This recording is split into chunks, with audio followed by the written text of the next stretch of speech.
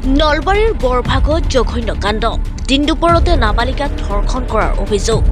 বৰভাগৰ ডিংডিঙিৰ গাঁৱত সংঘটিত হৈছে এই ঘটনা ককাকে নাতিনীয়েকক ধৰ্ষণ কৰাৰ গুৰুতৰ অভিযোগ উত্থাপন হৈছে অভিযোগ অনুসৰি ধৰ্ষণকাৰীজনৰ নাম গিৰিশ কলিতা ৭০ ঊৰ্ধৰ গিৰিশ কলিতাই নিজৰ নাতিনীয়েকক ধৰ্ষণ কৰাৰ অভিযোগ উত্থাপিত হৈছে উল্লেখযোগ্য যে কমাৰকুছি আৰক্ষী চকীত ভুক্তভোগী পৰিয়ালে ইতিমধ্যে গোচৰ ৰুজু কৰিছে তাই ৰাতিপুৱা খেলিব গৈছিল খেলিব যোৱাৰ পিছত সিহঁতৰ ছোৱালী এজনী আছে ছোৱালীজনী নাই মাক পৰীক্ষা দিব গৈছিল গ'লে তাৰ আইতাকে কৈছিল যে ঠাণ্ডা খুৱাব কি নাম আইতাকৰ গিৰিশ কলিতা বয়স কিমান হ'ব দেখাতে ৬০ মান হ'ব চাগে ৭০ বছৰতে হ'ব তাৰপিছত কৈছে বোলে পেণ্টটো খুলিব দিছে পেণ্টটো খুলি বেয়া সেই কাম কৰিছে তাৰপিছত তাই ঘৰত আহি কান্দি কান্দি কৰিছে মাকৰ লগত মোকো দেখুৱাইছেও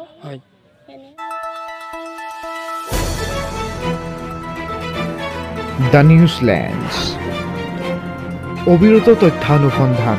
আপোনাৰ সেৱাত খবৰ সন্ধান দ্য নিউজলেণ্ড।